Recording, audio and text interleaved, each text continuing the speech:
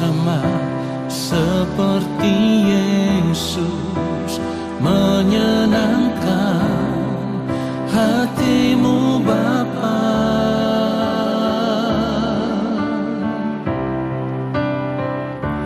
Terima kasih ya Bapa, terima kasih ya Yesus,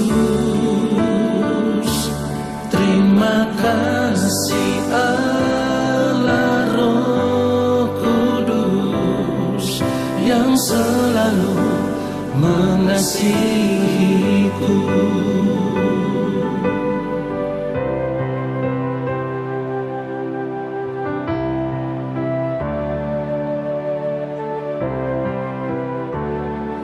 Kini ku mau hidup bagimu, melakukan kehendak-Mu Allahku, hidup sama seperti Yesus, menyenangkan hatimu Bapa.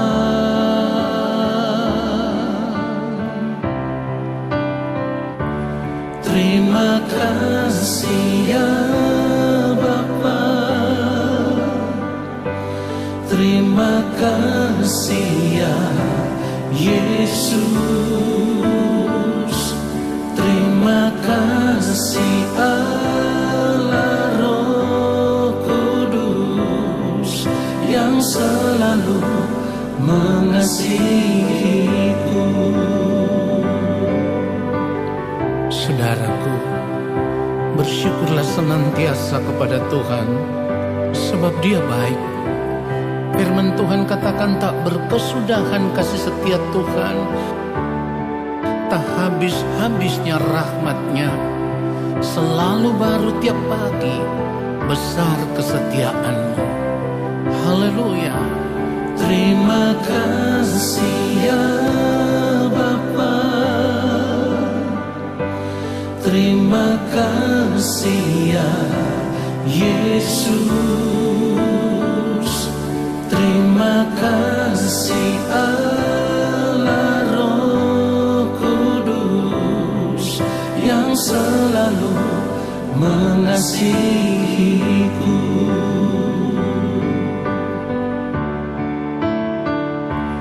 Terima kasih ya Bapa, terima kasih ya Yesus, terima kasih Allah Roh Kudus yang selalu mengasihiku, yang selalu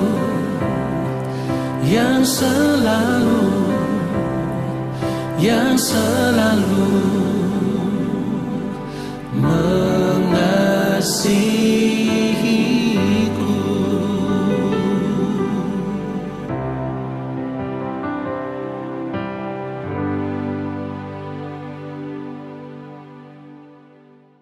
Mari kita berdoa. Yang mulia Allah Bapa yang Maha Kudus, yang Maha Agung, saat ini kembali kami mau mendengarkan kebenaran firman-Mu ya Bapa. Berbicaralah bagi kami, Roh Kudus Tuhan memberikan kami hikmat pengertian, supaya kami boleh mengerti akan kebenaran firman Tuhan ini.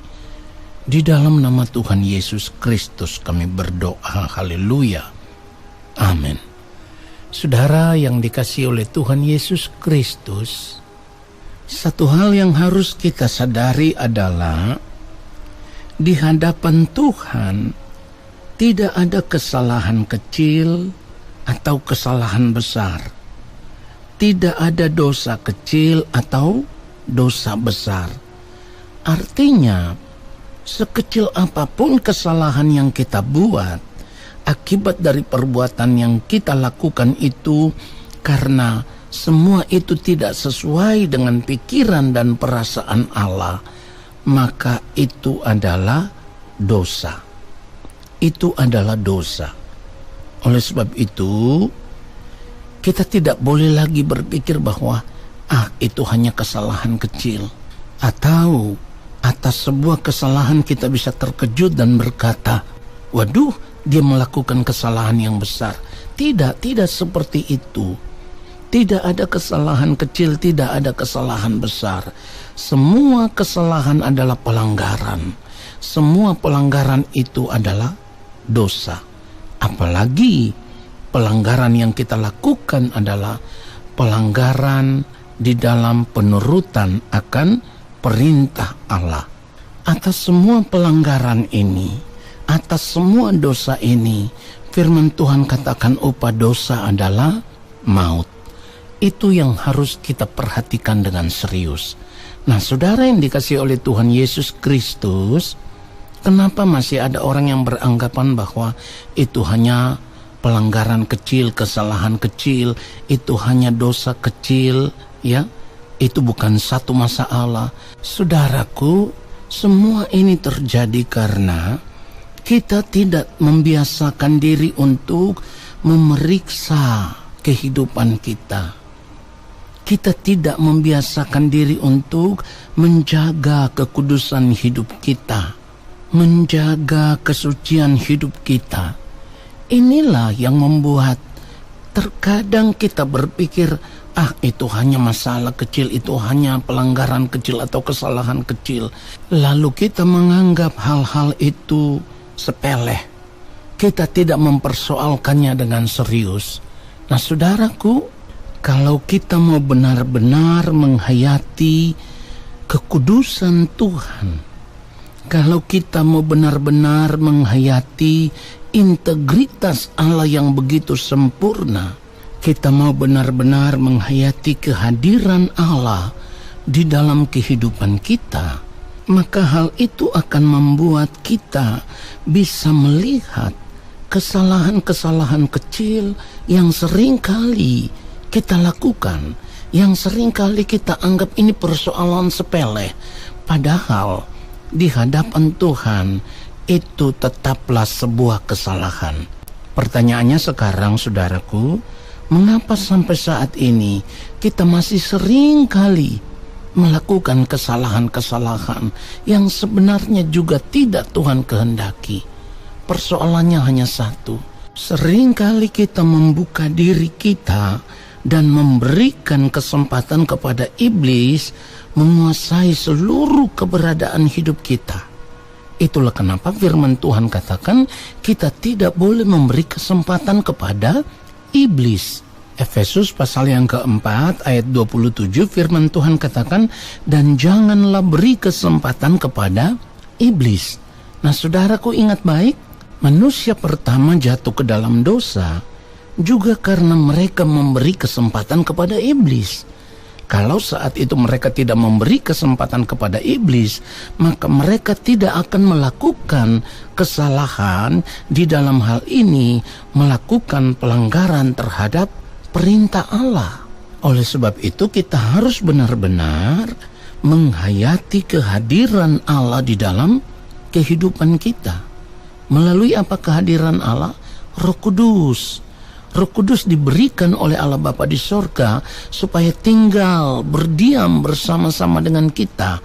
Kalau kita tahu bahwa Roh Kudus itu adalah Roh Allah yang kudus, yang tidak bisa menyatu dengan segala sesuatu yang tidak kudus, maka kita pun harus berjuang supaya segenap hidup kita, seluruh hidup kita tetap ada dalam kesucian, tetap ada dalam kekudusan.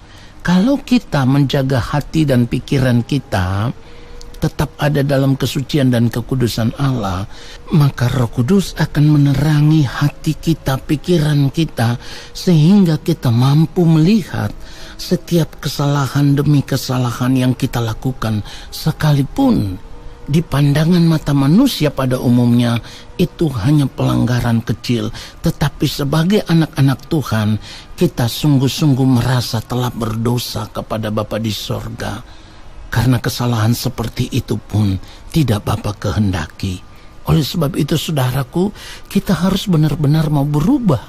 berubah dari cara hidup kita yang lama, berubah dari cara hidup kita yang salah selama ini. Itulah kenapa firman Tuhan ingatkan kita di dalam 1 Petrus 1 ayat 15, tetapi hendaklah kamu menjadi kudus di dalam seluruh hidupmu, sama seperti Dia yang kudus yang telah memanggil kamu. Jadi saudaraku, kita harus berjuang untuk menjadi kudus di dalam seluruh kehidupan kita. Kalau kita tidak mau berjuang untuk menjaga hati dan pikiran kita, menjaga seluruh keberadaan hidup kita tetap kudus di hadapan Tuhan, maka kita akan tetap berbuat dosa. Kita akan tetap melakukan pelanggaran. Ingat, saya sudah katakan bahwa dosa itu bukan sekedar pelanggaran moral umum, tetapi ketika kita hidup, gerak pikiran kita, perasaan kita tidak sesuai dengan pikiran perasaan Kristus, maka itu adalah dosa. Oleh sebab itu mulai saat ini jangan lagi berpikir bahwa itu kesalahan kecil, itu masalah sepele. Tidak. Semua kesalahan adalah pelanggaran di mata Allah. Kita harus berjuang untuk tidak lagi melakukan kesalahan-kesalahan itu. Kita harus belajar mengenal diri kita sendiri. Kalau kita masih memegang prinsip itu hanya kesalahan kecil, itu hanya persoalan sepele, saudaraku, saya mau katakan, ingat baik, ketika engkau berpikir demikian, engkau sedang membuka dirimu, engkau sedang memberikan tempat untuk iblis mengambil bagian di dalam kehidupanmu, dan iblis akan berkuasa menguasai seluruh keberadaan hidupmu, dan engkau akan dibawa, engkau akan diseret untuk melakukan pelanggaran demi pelanggaran, dan itu artinya hidupmu sedang digiring menuju kebinasaan kekal. Sebab ketika hidup kita tidak berkenan di hadapan Allah, kita tidak akan diakui oleh Allah sebagai anak-anaknya. Oleh sebab itu mulai saat ini, sekecil apapun pelanggaran itu, sekecil apapun kesalahan itu, berhentilah melakukannya, dan mulailah untuk hidup hanya untuk melakukan kehendak Allah Bapa di sorga. Kiranya kebenaran firman Tuhan ini memberkati kita semua. Haleluya. Amin. Mari kita angkat tangan di hadapan Allah Bapa di sorga dan terimalah berkat-Nya.